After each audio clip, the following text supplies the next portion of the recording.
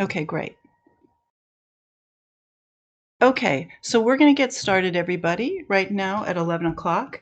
Welcome to From Victim Blaming to Solutions, 5 Strategies for Changing the Narrative About Traffic Crashes, our online briefing. Thank you for being with us today. We have people from across the United States and Canada, and even New Zealand. You're biking, walking advocates, urban planners, trail advocates, city governments, sustainability advocates, students, and more. And we want to give a very special thank you to the Safe Routes Partnership and the Vision Zero Network, and to each of you who helped us get the word out about this training to your own networks. So who are we here at Pedal Love? We teach communications, storytelling, and media relations skills to help you create safer, friendlier streets and a healthier, more sustainable world. I'm your host, Melissa Balmer, the founder of Pedal Love, and I'm here with my friend and colleague, Jim Brown, our contributing editor. We are both communications and media relations strategists for active mobility who've pitched media or been media spokespeople on the local, regional, statewide, and national level in outlets such as the Associated Press, the Los Angeles Times, National Public Radio, affiliates such as Cap Radio and KQED, Public Radio International's Living on Earth, the Sacramento Bee, the Texas Standard, and more. We're here today to help you solve a problem, victim blaming in the news media that's undermining your advocacy efforts. This training today is based on the first of its kind research. Does news coverage of traffic crashes affect perceived blame and preferred solutions? Evidence from an experiment by the authors Tara Goddard, Kelcie Ralph, Evan Iacobucci, and Calvin Thigpen. And we are very excited to have with us today 2 of the authors, Tara Goddard, assistant professor in the Department of Landscape Architecture and Urban Planning at Texas A&M University, and Kelcie Ralph, assistant professor of transportation planning at the Blaustein School of Planning and Public Policy at Rutgers University.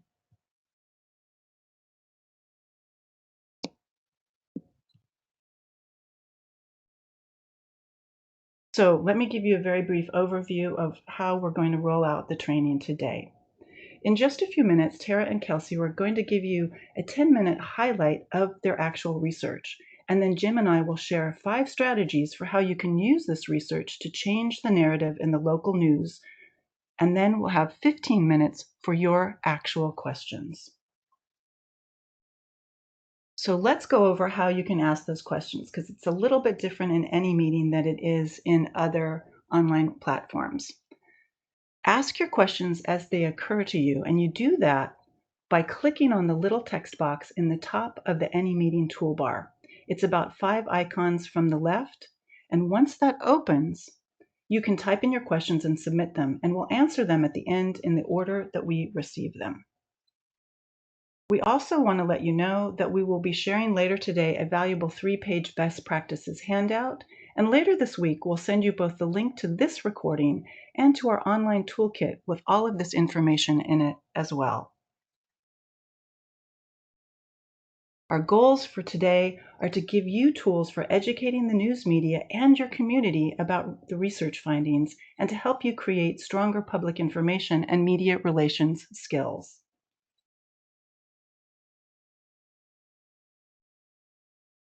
So the motivation here is clear. Far too many people biking and walking are being killed or seriously injured every year. If death and injury weren't enough, transportation in the United States accounts for 29% of greenhouse gas emissions. It's the single largest source, and the majority of it comes from cars. We need to be able to enable many more people to replace car trips by biking, walking, and public transit instead of personally driving, if we want to avoid the worst impacts of climate change. But we're not going to be able to do this if people are afraid. And unfortunately, the news from the United States is bad on that account. According to the recent February Governor's Highway Safety Association report, 2019 could reach a 30-year high for pedestrian deaths, even as driver fatalities continue to fall. So despite all our efforts to encourage people to bike and walk, our streets are less safe today than they were a generation ago. We need to create a culture shift, and we need the media in order to do it. So what Tara and Kelcie are going to share with you today is that their research proves that news stories about how traffic crashes are covered influence public support for roadway improvements. The really important detail that we want you to take home today is that small editorial and grammatical choices in these news stories can have a big impact on public perception. And I'm going to share a little local story with you today to illustrate this. It's the story of two headlines.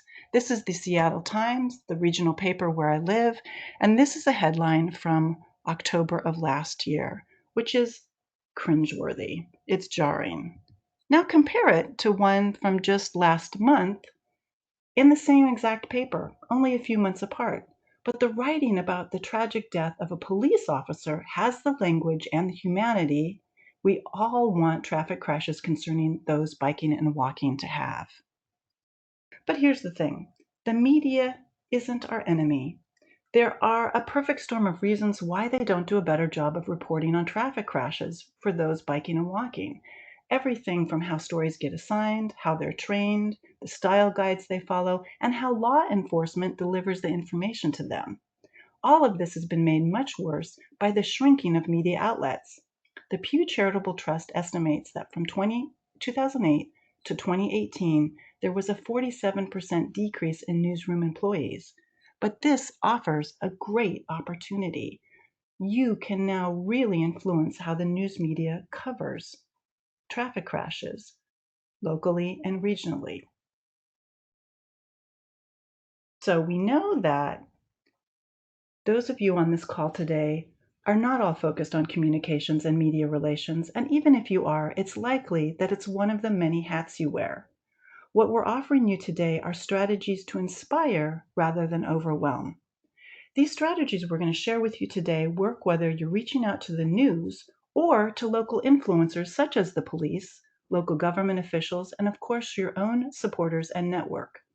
And they range from low impact to high impact in the range of people they'll connect you with. They're all strategies that Jim and I have used, and we know they work. Take in what you can today and know that you can come back and watch the recording or dig into our online toolkit anytime when you're ready for more. And now I'm going to turn it over to Tara and Kelcie. Thanks so much, Melissa, and hello, everybody. Welcome.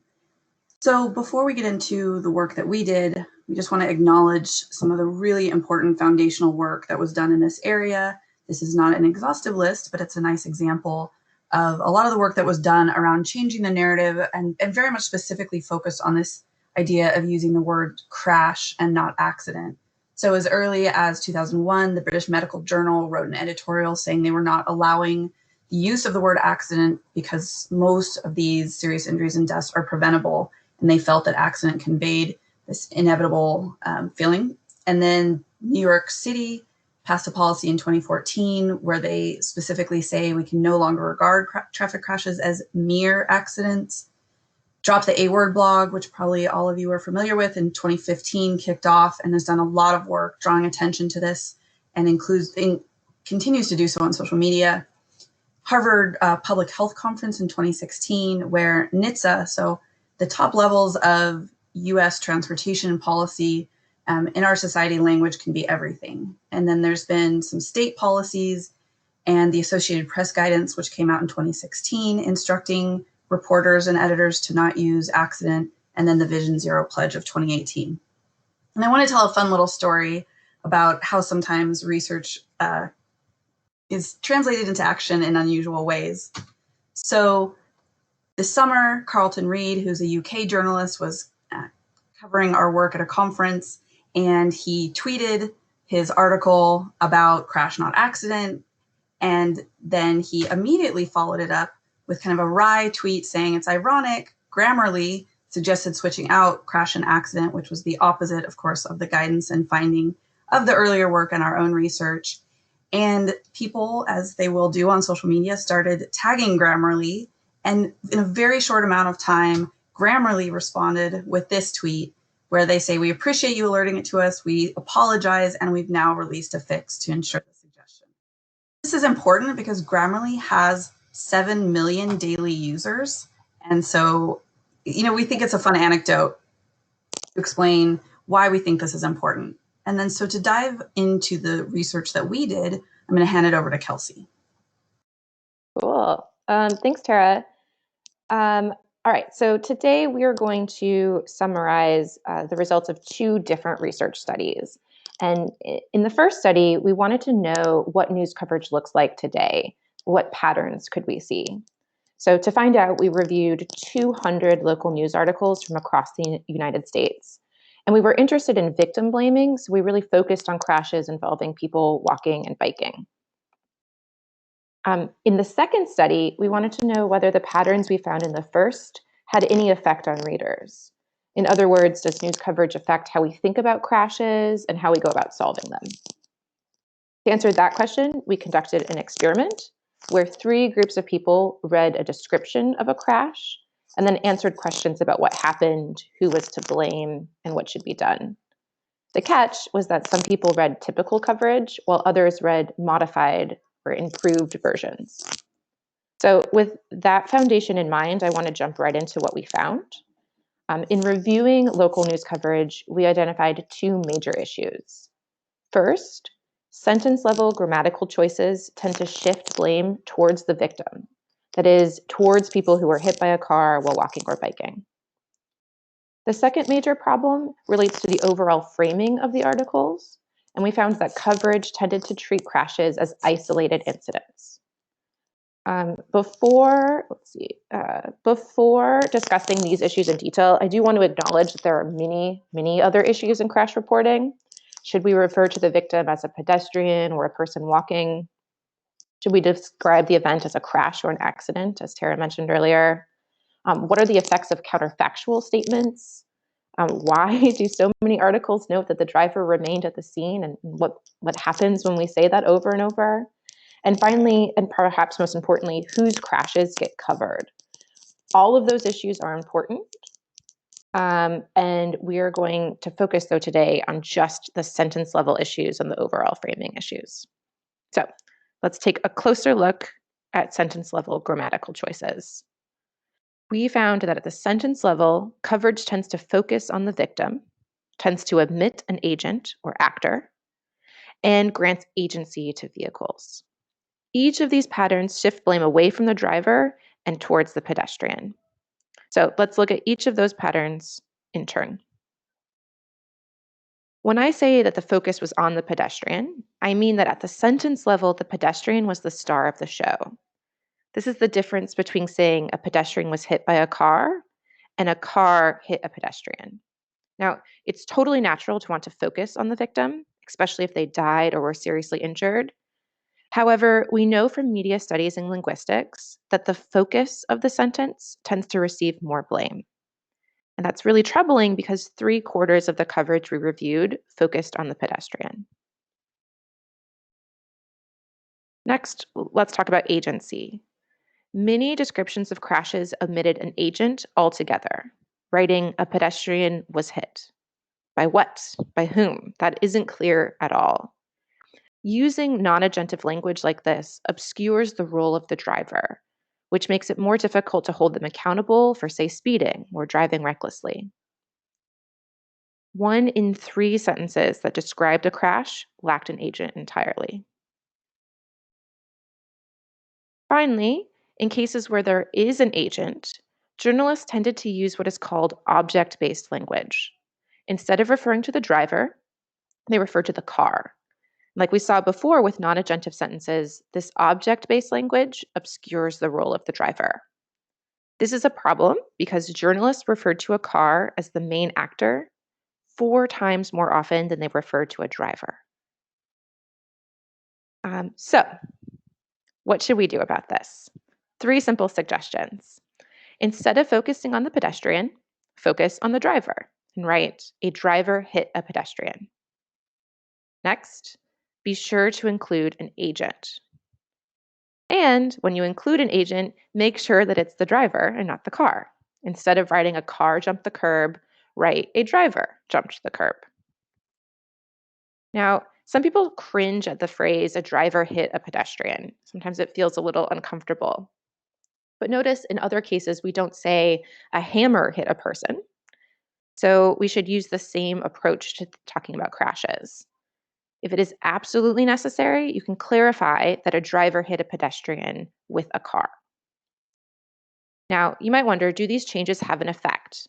And they certainly do. And we know that because of the experiment that I mentioned earlier. Specifically, implementing these simple changes reduced perceived blame on pedestrians by 30%. In turn, this increased blame on drivers by 30%, all from reading just one article with these very simple changes. And with that, I'm going to hand it over to Tara to talk about the second major issue. Thanks, Kelcie. So one of the things that people seem to really get hung up on or concerned about is, wait, why are you trying to shift the blame onto drivers? And the answer is we're not. However, we are trying to make the focus about the people who really have the ability to cause the harm, right, which is the drivers of the vehicles versus unprotected people. And then also we want to move beyond kind of thinking about these things as individual behaviors so that people understand them as systemic problems or, in the public health sense, right? These are about road design, these are about engineering choices. And that's why the news coverage can help shift that narrative.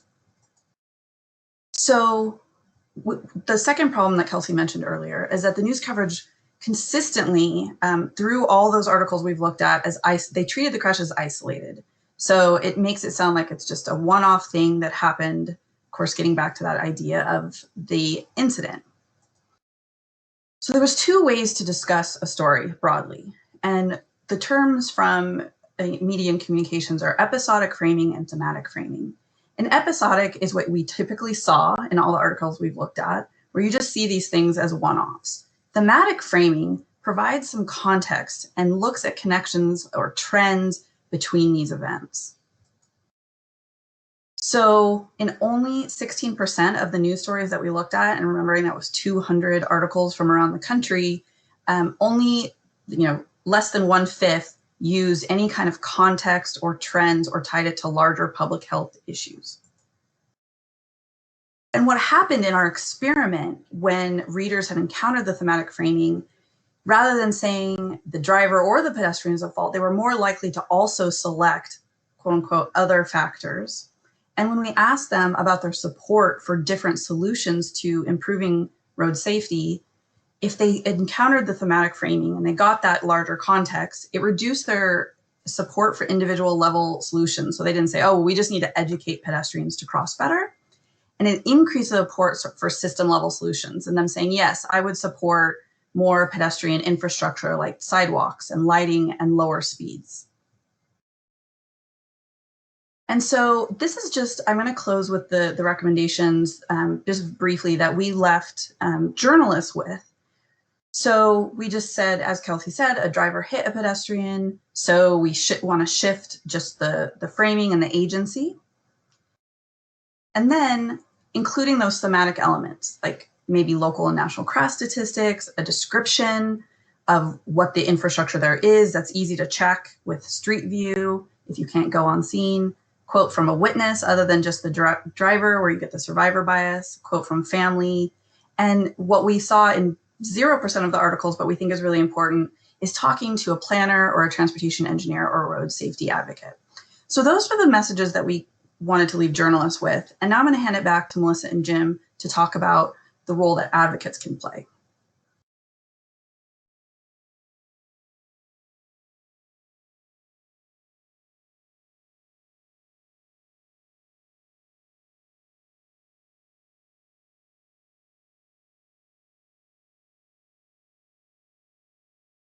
Okay, Jim, we need you to unmute yourself. There we go. I'm unmuted. Hello, everybody. Thanks, Melissa. I'm going to walk through 5 strategies for implementing what we've learned from Tara and Kelcie in their research. And as you'll see, these 5 strategies are very much interconnected. And I'll run through them now. First, share the findings. Educate journalists and your community about the news media's influence over public support for infrastructure improvements.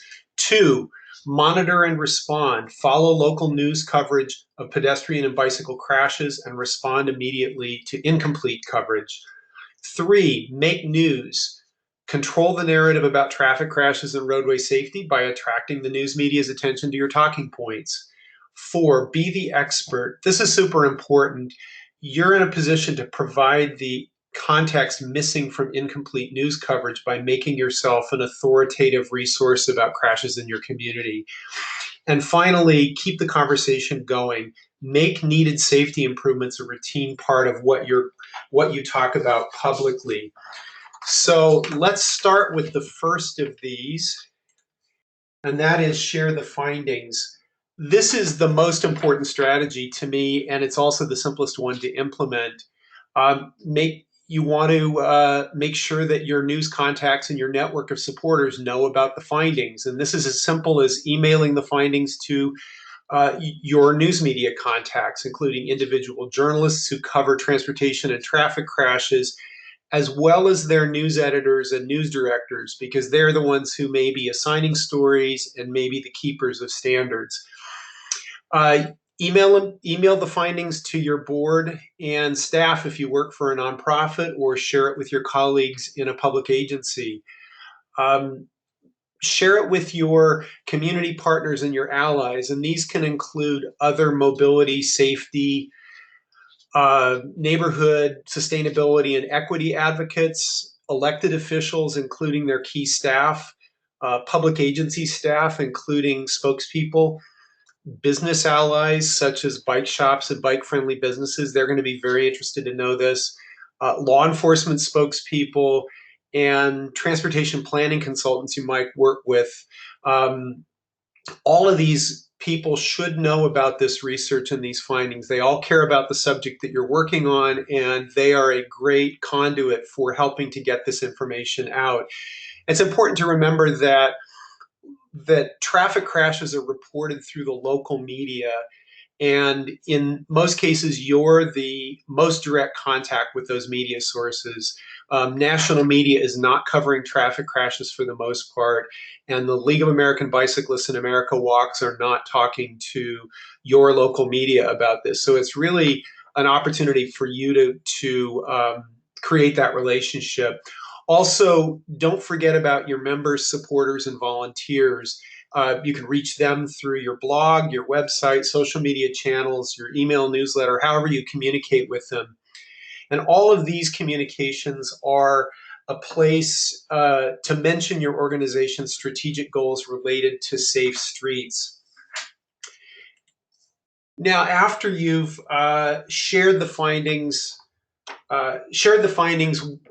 you want to personally follow up with key journalists you know or should know and their editors and news directors to discuss the findings, how they cover crashes, including any style guidelines they might follow, and how they make story assignments. This is your opportunity to understand how they work and talk about how they can produce more complete stories.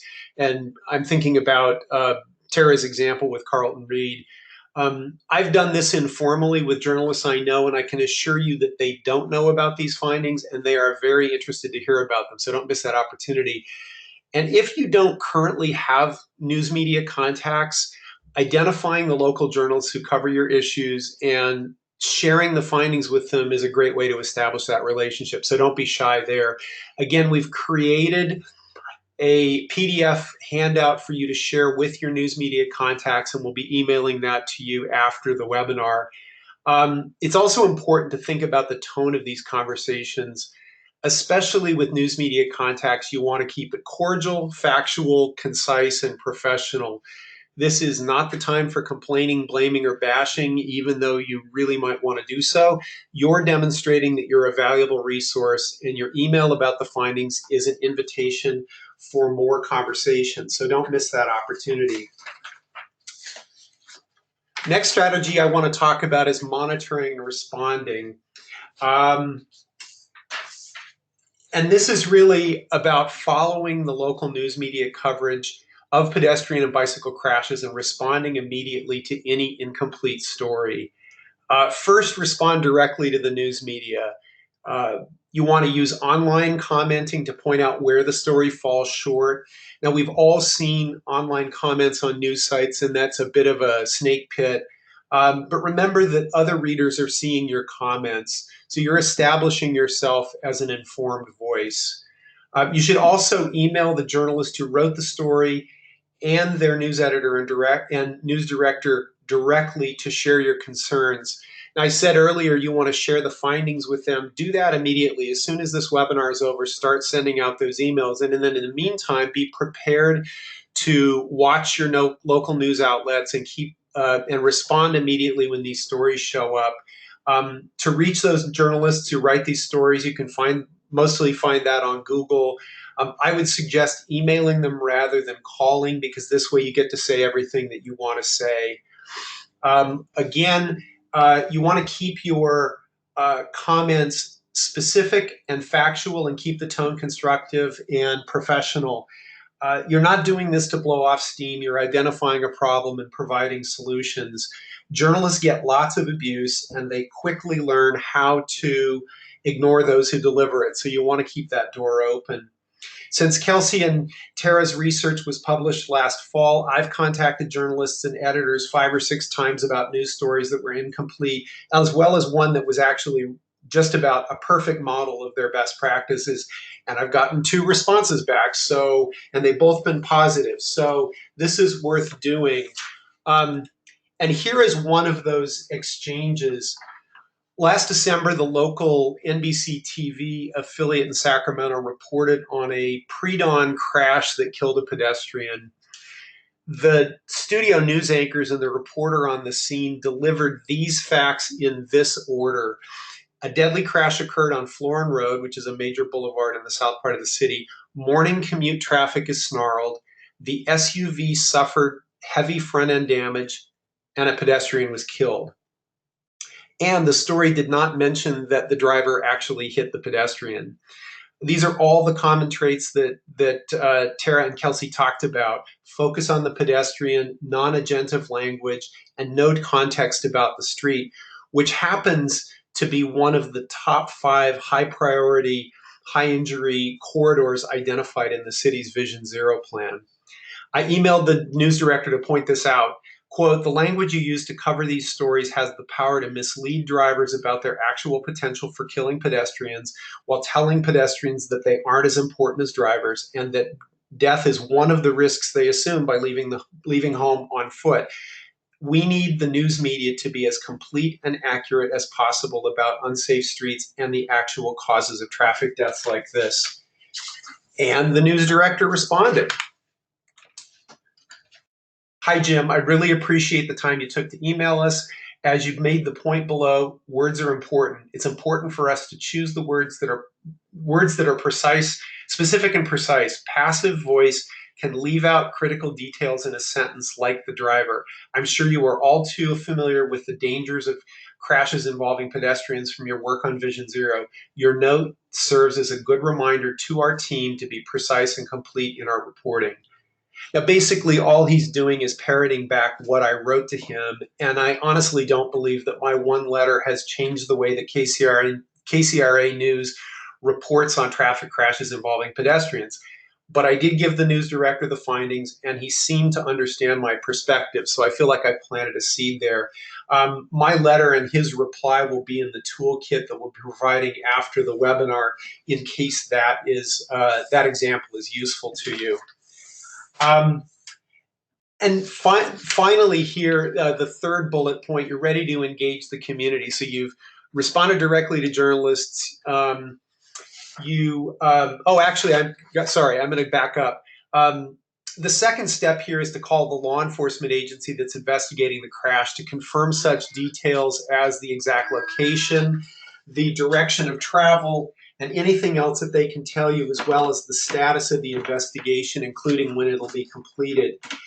More often than not, the news story that you are reading is based on a press release issued by law enforcement, and those are the details that are usually missing: the location, direction of travel, etc. Not all law enforcement agencies will talk to you, but I've actually had pretty good luck. And even then, they'll only talk to you about what information they can release publicly, which may not be that much. Just recognize that going in. Calling law enforcement is also a way to refute any victim blaming or premature conclusions made in a news story. For this reason, you might even want to call law enforcement first as a way to get your facts sorted out. Whether that's necessary depends on the news story and how complete or incomplete it is. This call also helps you get a read on your local law enforcement agency, and where possible, it can help build a relationship. Again, you want to keep your tone constructive and professional. You're calling to gather information, not complain or blame. And even if you know that your law enforcement agency isn't supportive of people walking or biking, they didn't cause this collision. Stay focused on the purpose of your call, which is to gather information. And if you can, ask your local law enforcement agency to add you to their distribution list for press releases about fatal collisions so that you're seeing what journalists see. Not all of them will do it, but it's important to ask. And then the last piece is about engaging your community. And I would say this is as important as contacting the journalist. Discuss the story on social media as a way to let people know that you're thinking about it, to address any errors, and provide any missing context. This is basically your chance to reframe the story in your words. It's likely that local journalists are following your social media feed. You're not only giving them your talking points, but you're letting them know that you're interested and available for an interview. In several instances, what I posted on social media about a news story generated calls from other media outlets about the crash. So it's important to do that. And finally, encourage your members and constituents to amplify the response to the story by responding to the story like I did in step one. In other words, have them comment online, contact the journalist directly, and post on social media. You kind of want to make an issue out of this. My advice is to keep your dialogue with the community constructive and professional. There's certainly nothing wrong with expressing appropriate emotion about the collision, since you're talking to your tribe. And of course, it's even possible that you know the victim or know somebody who does know the victim.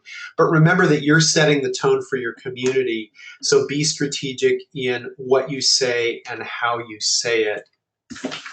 And finally, here are some tips for implementing this strategy.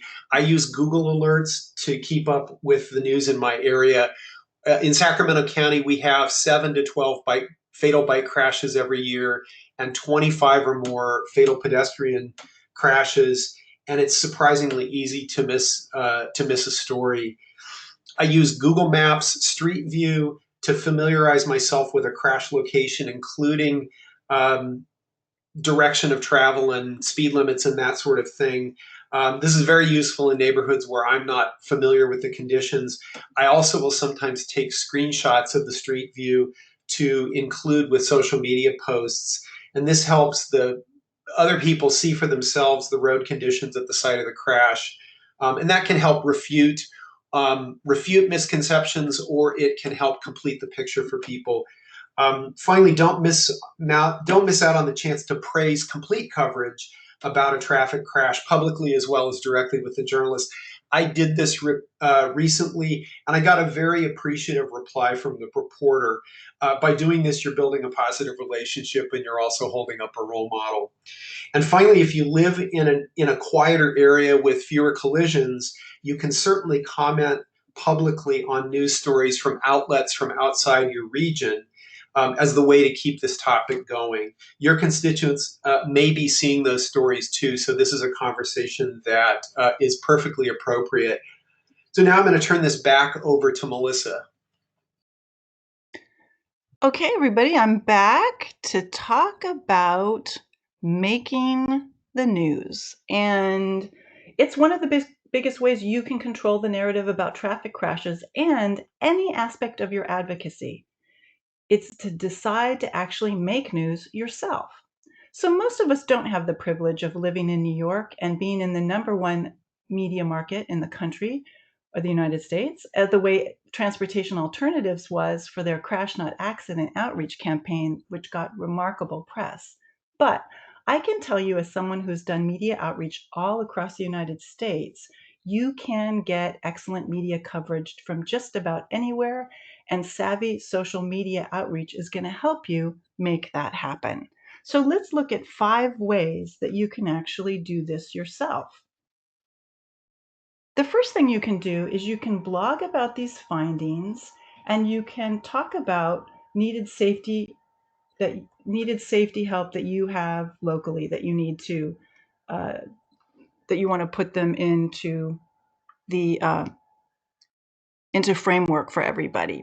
And you can share this on all of your social media outlets, including, it's very important, your email newsletters.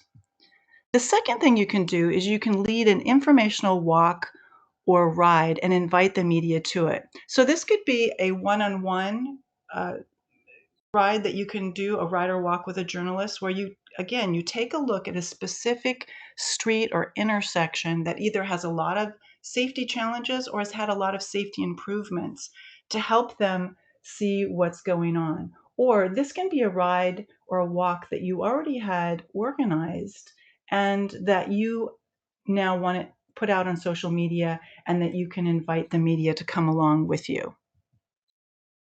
You can also write a commentary for your local paper or news outlet. And this might seem daunting, but it's not any more complicated than writing a well-researched blog post on your own website. So consider the fact that even a small local paper can have between, say, 5,000 and 30,000 people that regularly read it as subscribers. Think about how that grows your story and what you want to talk about. And again, you're framing, you're controlling the narrative. So you want to start by emailing that editor and finding out their interest. And if they are interested, they're going to give you the parameters. They're going to tell you how long it can be, and they're going to tell you the deadline. And you must make sure that you hit their deadline. The next thing you can do is you can pitch a story to local media, a specific story to a television, newspaper, or radio, and you want to pitch them to the reporters who cover traffic and crashes. And I want to call out that this is something that Colin Bogart did as the former education director of the Los Angeles County Bicycle Coalition really well. He was talking about bike education and bike safety, and he was on the local NPR station KPCC several times. This was really valuable because KPCC happens to create programming for many NPR stations throughout Southern California, which means they have millions of listeners and viewers who got Colin's bike safety and education message. You can also hold a press conference when something really important happens, or a really bad crash, or you have an upcoming event you want to call attention to.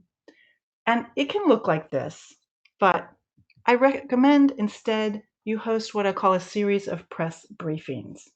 And that is when you call reporters to an appointed place at an appointed time, and you do a series of briefings. Remember that your goal here is to generate news, but in a way that's comfortable for you so that you can control the narrative as much as possible. So consider collaborating with allies of yours who also can attract media attention on their own. And the media collaboration that I'm hoping to spark today is between our researcher Tara Goddard of Texas A&M, her connection Jay Crossley at Farm to Table in Austin, and my friend and colleague Robin Stallings, the executive director of Bike Texas from Austin, who's also with us today. So between the three of them, I know there are some great ways that this report could be shared with media from all across Texas. Also, the Vision Zero Network does a great job of this around the annual World Day of Remembrance for Traffic Victims in November. And I had the privilege of collaborating with them a few years ago on a social media and media outreach campaign. And I've loved seeing how this day has become a rallying event for biking and walking advocates from all over the world, with some incredible ways that they're getting their story into the media. So I know that the corona pandemic has upended everyone's lives, and we're not sure what our new normal is going to be. But we can look ahead and start strategizing now around upcoming dates that you already have on your calendar. Think about how these events and something like World Day of Remembrance for road traffic victims can be a rally cry for you to reach out to the media and start thinking about it now. And now I'm going to turn it back over to Jim to wrap us up. Thanks, Melissa. In your communities, you are probably considered a local expert on the focus of your advocacy. You may even be your organization's de facto media spokesperson. I did this as communications director for Calbike for 5 years, and later as the executive director of Sacramento Area Bicycle Advocates. I got all those calls. This strategy, where's my slide here? There we go. All right, there we go. This strategy involves leveraging that role to provide the context that's missing from incomplete news coverage. As we've said with other strategies, this is about reframing the community discussion about crashes and roadway safety in your own terms. First, you want to be fluent in local traffic, in local statistics about crashes involving pedestrians and bicyclists, including the exact locations. For me, this was a matter of just keeping track of a lot of data. You may already have a mental list in your head of the fatal crashes in your area, putting them into a spreadsheet with details like the date, the location, the victim's name, age, gender, race, crash details. This can be helpful to just keep you up to speed on what's going on in your community. And on the screen is the spreadsheet that I created for Sacramento Area Bicycle Advocates. This was an internal document. I just used it so that I could be completely accurate when I was talking to folks. One source that I've used in California is an online database of traffic crashes that is generated with data from the California Highway Patrol and then mapped by UC Berkeley through a project they call the Transportation Injury Mapping System, or TIMS. This is one of the options for looking at the data, and I picked Sacramento County. I think this is from 2017, and it shows you the number of crashes at each of these locations. And these are just the bicycle crashes, by the way. You can see it in map form. You can see it in spreadsheet form. If you don't have something similar in your area, or you're not really sure where to start, you might want to ask your city's transportation department where they get their crash data. They're going to be using very similar data for modeling. So that could be another place where you can be directed to a good source. You also can document crash locations on a Google map that you create. This map from TIMS is useful, but the data is typically 2 years old that they map. And so if I wanted something more current, I could go ahead and create my own Google map and drop a pin on each of the locations of the crashes that I was keeping track of. One thing that was helpful for me is that it helped me to visualize where these crashes were occurring, and I could start to see patterns. Over time, I realized that almost all of the fatal collisions in the county happened below Highway 50, which you can see kind of crossing from left to right. That was a really important detail because below Highway 50 is a large underserved neighborhood. So you can also make yourself fluent in the goals and methods of your local bicycle master plan or pedestrian master plan, your community's Vision Zero plan, or the Safe Routes to School program for your local school district. Sorry, I got a cat here. This prepares you to provide valuable context for conversations with journalists as well as community partners. For example, if a crash occurs near a school, you're ready to explain how this relates to the Safe Routes to School program. and what that program proposes for safety improvements. If your community doesn't have any of these plans or programs, you want to be able to point out why having them would be valuable. So you're making the case. This fluency is also valuable for talking with your supporters and current and potential funders, because what you're doing is demonstrating that you and your organization have a valuable role to play in the safety of roads in your community. Another important part of being an expert is knowing the stories of crash victims, especially those of fatal crashes. This is a screenshot from. Oops, I've lost it. This is a screenshot from Transportation Alternatives in New York City. They're a partner in a project called Families for Safe Streets. And victim stories are one of the ways that they put a human face on the issue of traffic safety. The Ride of Silence movement is another way that personal stories are being used this way.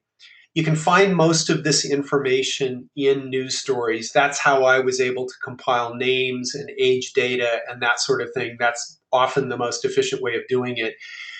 You might also be able to inquire through your network of supporters. If you are living in a smaller community, it's likely that you know a victim personally or are 1 or 2 degrees separated from them. Now, obviously, this is a sensitive task because it can be emotionally painful for you and for the people you talk with, but it's really important to do this in order to show the human cost of traffic crashes. We know from the way that the brain works is that putting a human face on these issues increases the attention that people pay to these issues. It's literally how our brains are wired. So it's important to do that if you're trying to change hearts and minds. When CalBike was involved in the first legislation to enact a 3-foot passing bill law in California, I compiled brief profiles of about 20 people who had been killed by drivers who were passing too closely. And we use these stories when communicating with legislators, when talking to the news media, and when rallying our supporters to contact their lawmakers on behalf of the legislation. It was a very useful and powerful tool. You can do all this respectfully and sensitively in a way that honors victims. I would argue that you are not exploiting these tragedies. These are tragedies that you're actively trying to help prevent, so you need to be able to talk about them. Remember also that your constituents and members are probably thinking of themselves as potential victims. Seeing you and your organization acknowledge and honor victims reminds the people watching you that their concerns are central to your mission. Here are some other ways that you can be an expert. Request the final investigation report after a fatal crash from the local law enforcement agency. This is public information, and among other things, it will help you monitor the thoroughness of investigations and follow-up where that's needed. Another thing you can do is start every media interview on a safety topic by asking the reporter how familiar they are with the topic, and then offer to brief them. I found that TV reporters often had just been assigned their stories and had actually done very little research about them. And so they won't tell you this when they talk to you unless you ask them. So as they were setting up cameras and they were putting a mic on me, I would usually say, how much do you know about, for example, protected bikeways? Can I give you the 5-minute tutorial? In almost every case, they were grateful for the information, and this ended up influencing the interview questions they asked me, and frankly tilted the interview towards my talking points. Again, you're helping set the terms of the discussion.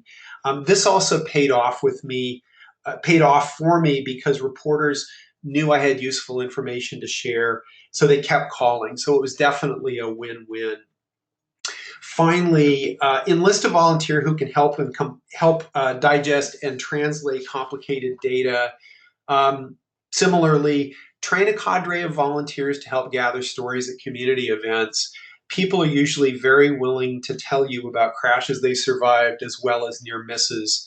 besides giving you valuable material, you're building a relationship. The person you talk to will be grateful for the interest that you showed them.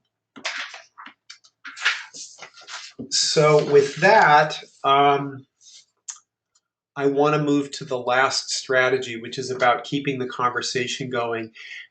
This strategy involves the ways that you talk about roadway safety and needed infrastructure improvements as a kind of a regular matter of business. Ultimately, you want to make these issues a routine part of what you talk about publicly.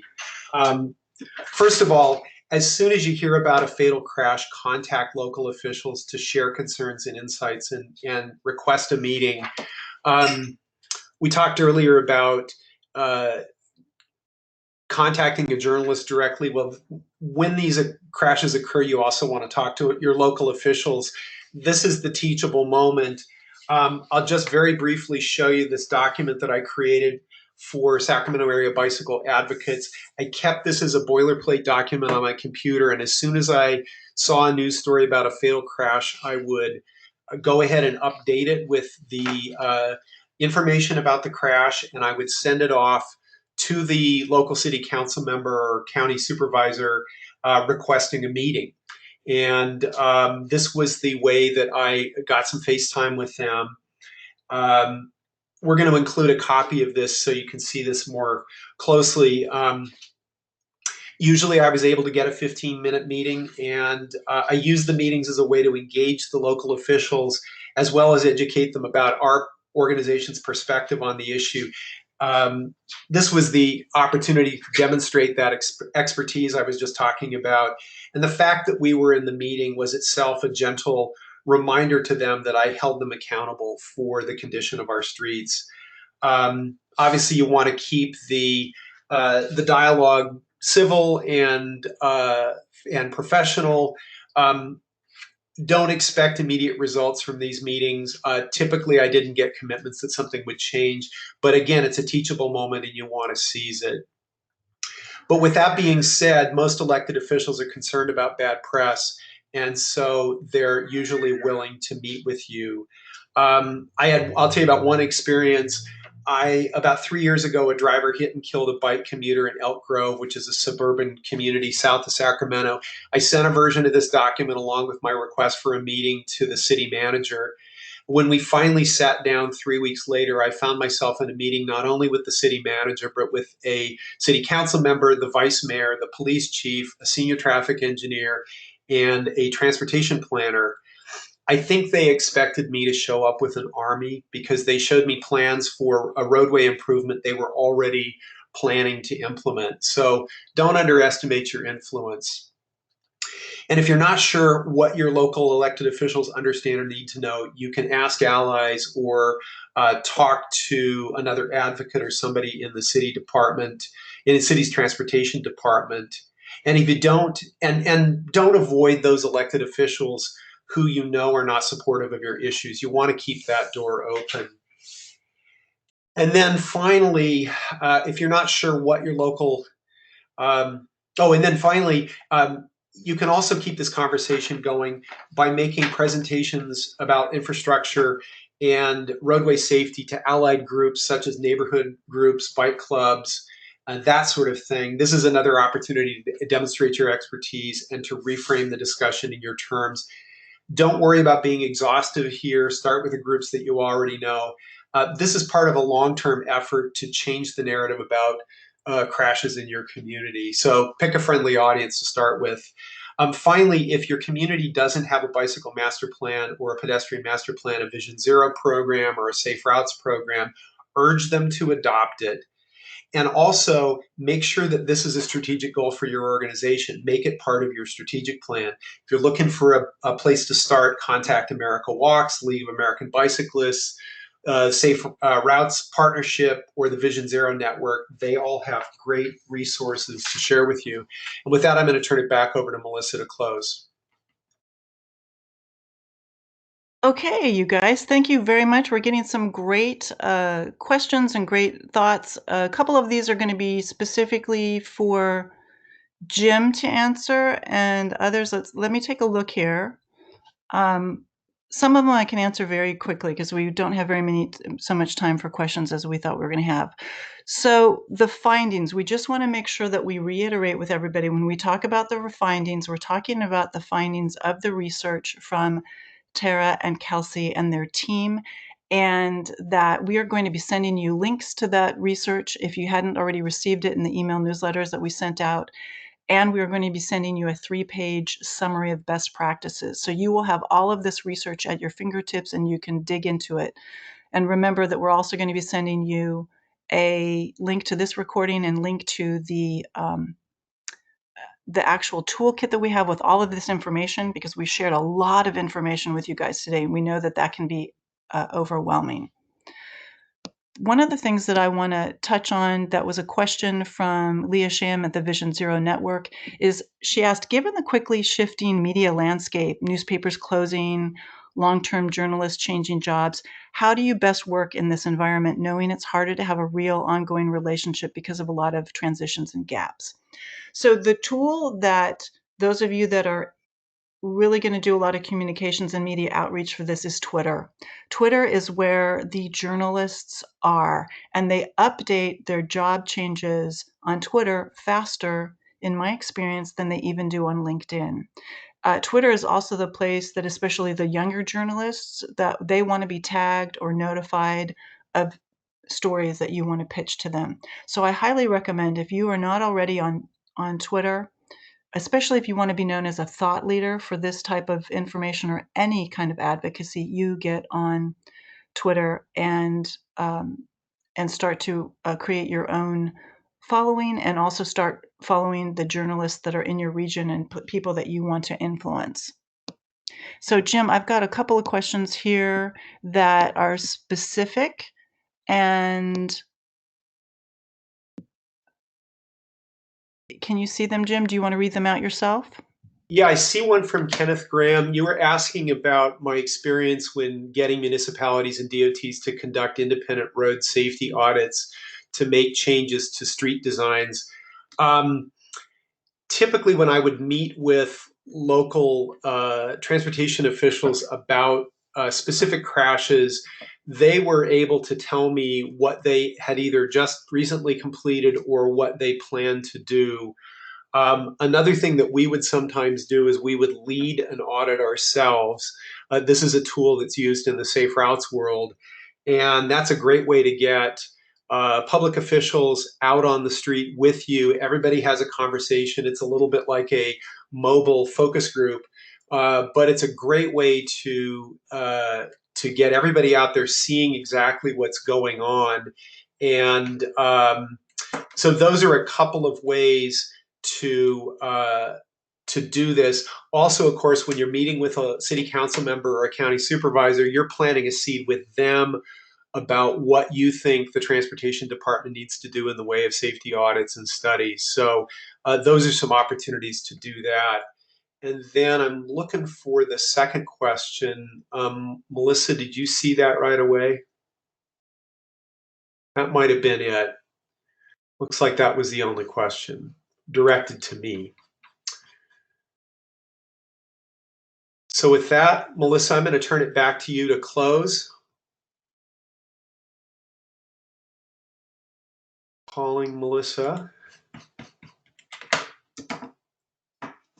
Sorry, I was having a little problem with the unmuting myself or muting myself. There's one more question here from Colin Bogart, Jim, that you can answer. He's always been told that the final investigation report is not available to the public, similar to crash reports. So is that not true? I have seen redacted versions.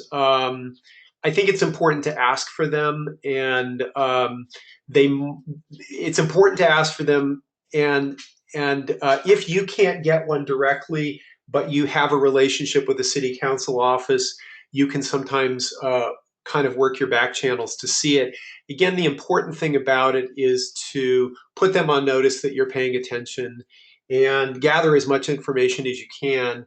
One of the areas where I was particularly concerned about this was with hit and run collisions, because a hit and run occurs and then you hear nothing for months and you may never hear the end of the story. I think the real point I'm making about talking to law enforcement is to establish the relationship and get a more complete set of data when you're talking publicly and talking with your community. And Colin, you can contact me offline if you have more thoughts about this or want to discuss this further.